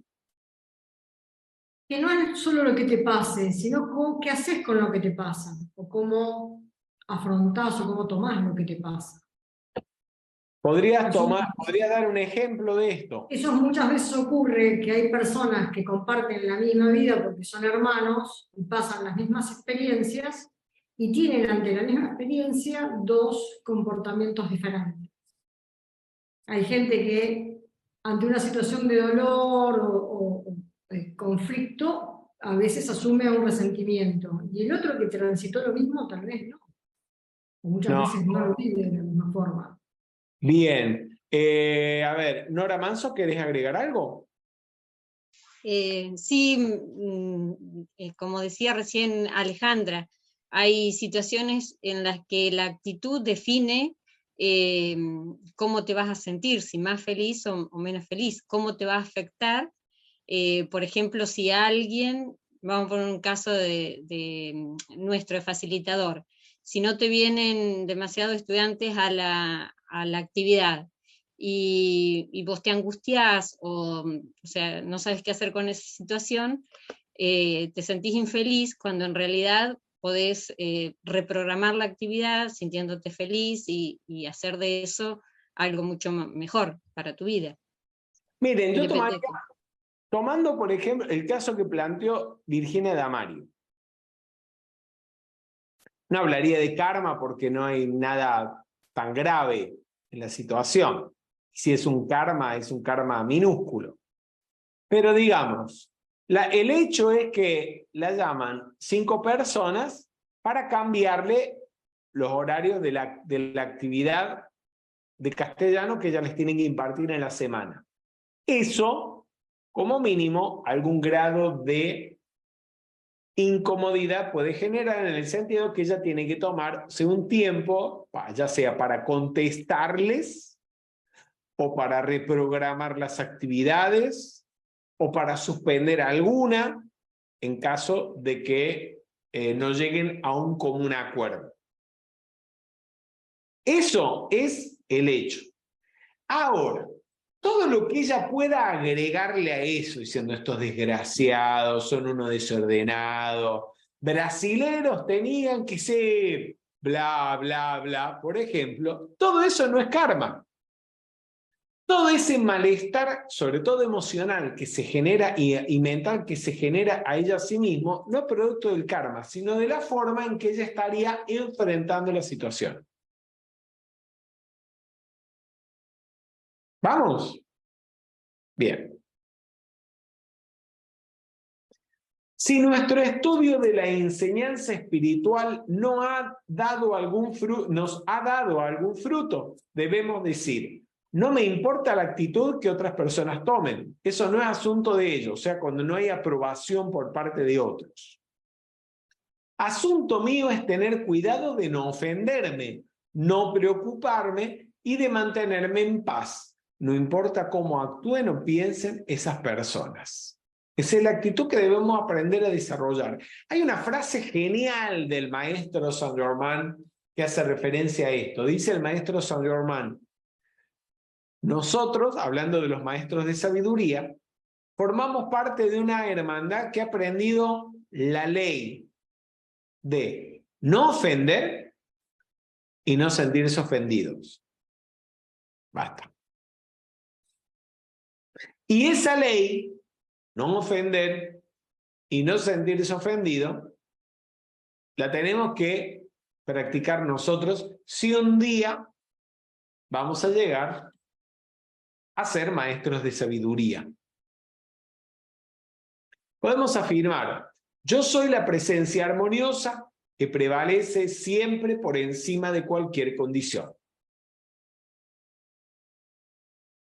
Leadbeater agrega: nadie puede ver el trabajo que debe hacerse para llevar a cabo el plan del Logos sin tratar de hacer tanto como pueda por él. O sea, cuando usted se da cuenta de algo que es, sin lugar a dudas, parte del plan divino de perfección, algo tiene que hacer. El hecho de tomar parte en ese trabajo mantiene al ser humano ocupado y feliz. Si no nos sentimos felices, es porque no hacemos lo suficiente y es prueba segura de que estamos perdiendo el tiempo. Luisa Jimena. Gracias, Ed. Ahorita que estoy leyendo esto, me acordé de cuando Helga había dicho de su compañero que decía, no sé qué hacer, porque yo pues presté atención en eso, como que él se sentía insatisfecho.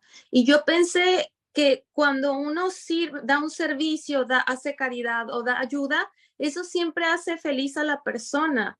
De cualquier modo, prestar un servicio. Entonces, digo, fue algo que pasó hace rato, pero me quedó ese como pensamiento pendiente, que a lo mejor sugerir el que si hace algo de caridad o ayuda para sentirse bien.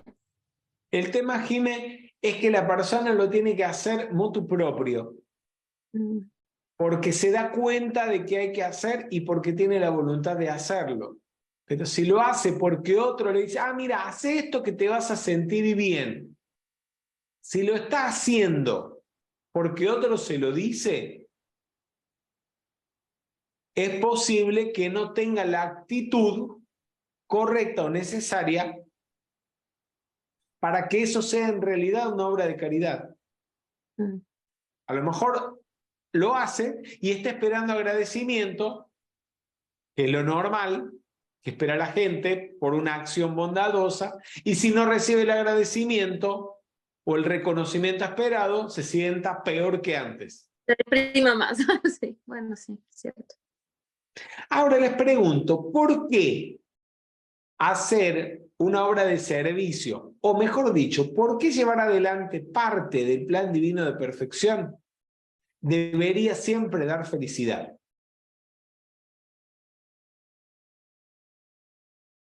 Marcelo Tosoni. Porque cuando uno sirve, se olvida de sí mismo. Sí, es verdad. A mí me ha pasado, yo muchos años participé en una institución de la iglesia, la Noche de la Caridad, llevando comida.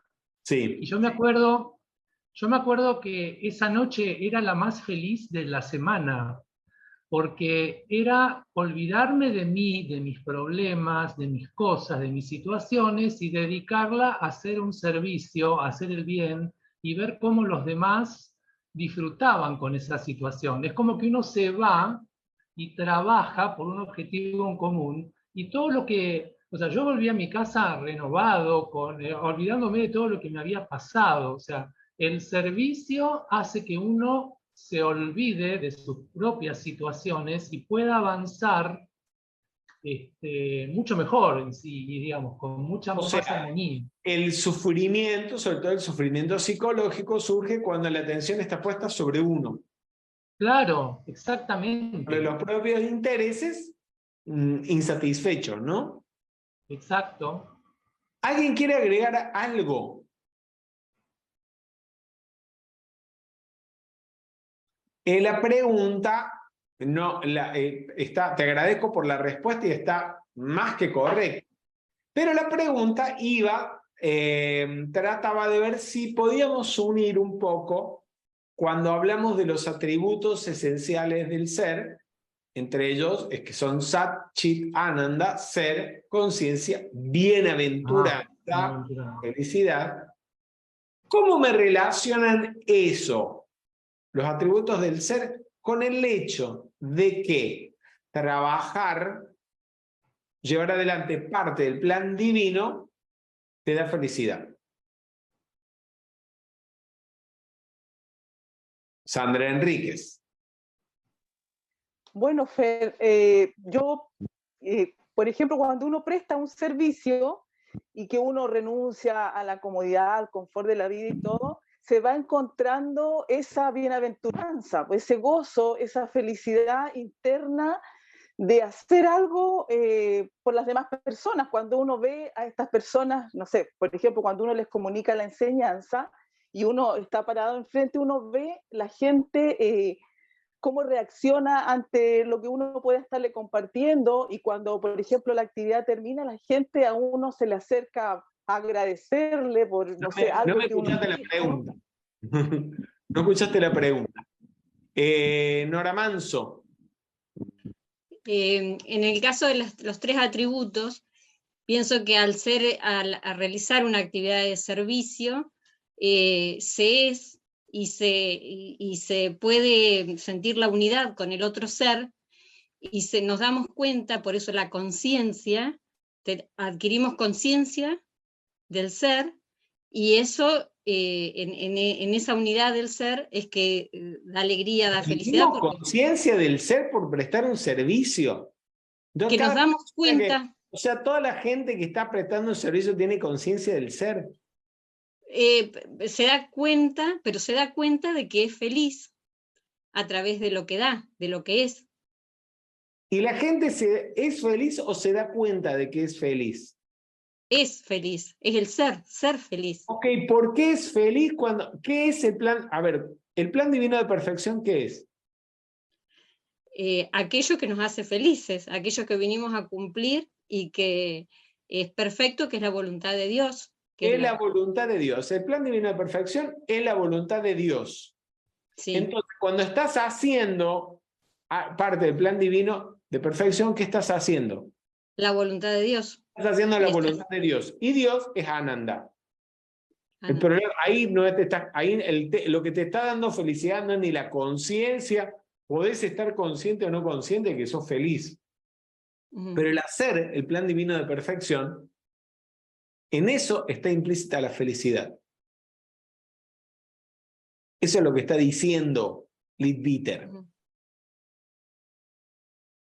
¿Me siguen?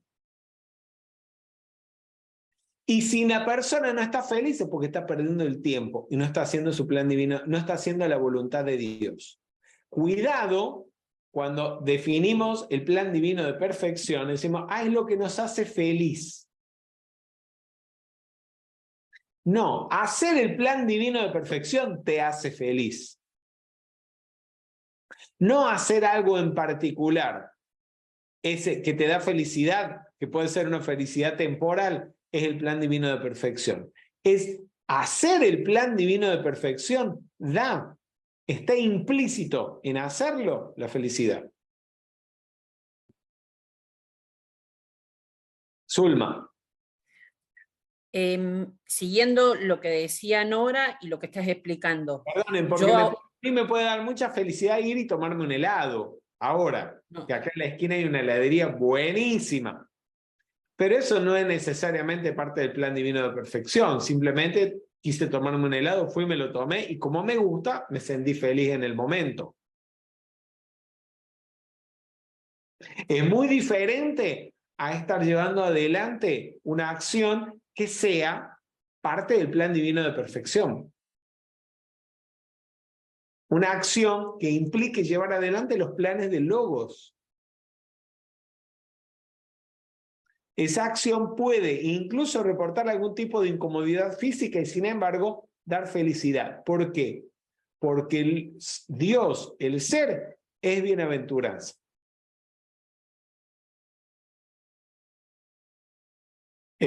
Zulma, perdona que te interrumpí. No, pero es con respecto, por ejemplo, al ejemplo que diste, me voy a tomar un helado y me da felicidad. Una vez me preguntaron, ¿por qué vas a los congresos? Con toda la historia, si no te pagan y eso.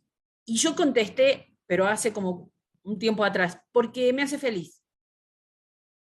Y no contesté más nada porque tampoco tenía interés, pero ahora comprendo. Porque la gente se fue a la final del Mundial en Dubái y se gastaron miles de dólares en ese pasaje que muchos no saben ni de dónde sacaron el dinero y se lo gastaron felices porque les da felicidad. Felicidad, sí. Y ni siquiera sabían si Argentina iba a ganar. Sí. Van porque los hace felices. Eso lo es. Excelente esa Casi nada. Milvia, ¿quieres agregar algo? Pues me pasó en el último mes ha habido un cambio fuerte en la casa, que fue que mi esposo consiguió trabajo en otra ciudad. Siempre yo decía, ese es el plan divino de perfección, va a salir perfecto. Sí. Se fue y en un mes organizamos dónde vivir, organizamos un préstamo, nos fuimos no fuimos con todos los corotos, como se dice. Yo decía, si es para él, se da todo y se tiene que dar todo para esta fecha. Sí. Y todo se dio. Yo digo, entonces, el hecho de que él haya conseguido ese trabajo que tanto estábamos pidiendo, para mí es el plan divino de perfección. La felicidad que yo sentí es que todo lo que yo logré hacer, me sentí muy satisfecha en hacerlo. El llamar a todas las personas para poder lograr conseguir la casa donde iba a vivir y todos los cambios que estamos haciendo en este momento. Es parte de un cambio fuerte que estamos haciendo y para mí es como un plan divino de perfección. Puede ser el plan divino de perfección, digamos, personal, ¿no? O de la familia en este momento. Ok, pero no necesariamente implica un trabajo por llevar adelante los planes del logo. Puede ser que sí, puede ser que no. Puede Miremos ser el plan divino de perfección personal, ¿sí? ¿Y qué tal? No implica necesariamente un servicio que se le esté prestando a nadie o a los demás. Pero mira que donde va a ir, que es en la Florida, hay mucho hispano. Entonces yo me pregunto, de pronto se me abren las puertas más a mí. Puede ser. Hay algo más adelante que, bueno, ahorita es no que no lo digas para que nada lo obstaculice. Exacto. Bien, entonces vamos a concluir con esto, que el servicio que se realice siempre debe ser hecho con felicidad. Y volviendo al tema que tocaba Helga, y el tema que planteó Helga y que algunos de nosotros hicimos algún planteamiento. Decirle a una persona, presta este servicio que eso te va a hacer feliz, depende. Si lo quiere hacer motu propio, porque se da cuenta de la necesidad y de que es algo que lo puede realizar y lo hace desapegadamente, puede ser que le dé felicidad. Si lo hace bajo presión, puede que no le dé ninguna felicidad, de contrario que le genere rechazo. Y el maestro Lorling hace mención a este hecho, que aquello que se hace en nombre de Dios como servicio debe ser hecho con felicidad. De lo contrario, te van a mandar de nuevo a hacerlo hasta que lo hagas con felicidad. Pues no basta prestar el servicio, además hay que hacerlo con gusto, con ganas, con entusiasmo, con felicidad. Si no, ni siquiera es servicio. A esto se refiere Saint Germain en otras palabras, cuando dice la energía descargada a través de un sentimiento de deber o de temor es prácticamente nula en el trabajo del maestro. Es decir, que prestar un supuesto servicio porque es un deber, una obligación o bajo presión de una tercera persona, no es servicio, porque la energía que se descarga con ese sentido de deber no lleva consigo amor. ¿Sí? No tiene caridad implícita. Y por eso es que hay que volver a hacerla, porque incluso es probable que esa acción salga con mala calificación de la energía. Bien, queridos amigos, vamos a concluir la actividad aquí. Vamos a hacer, antes de terminar, como siempre, la bendición de nuestra donación voluntaria con esta invocación al Arcángel Chamuel para que envuelva en la llama rosa de la adoración nuestro suministro de dinero y de toda cosa buena y perfecta. Juntos. Invocación al Arcángel Chamuel. Con el pleno poder y autoridad de la amada presencia de Dios yo soy. Amado Arcángel Chamuel, flamea, flamea, flamea tu llama rosa de la adoración a través de mis 4 vehículos inferiores, de mi dinero y mi provisión económica. Multiplica el dinero en mis manos y uso, y libérame financieramente ahora, de acuerdo con el plan divino, para que pueda servir, bendecir y consolar a todos aquellos con quienes entre en contacto.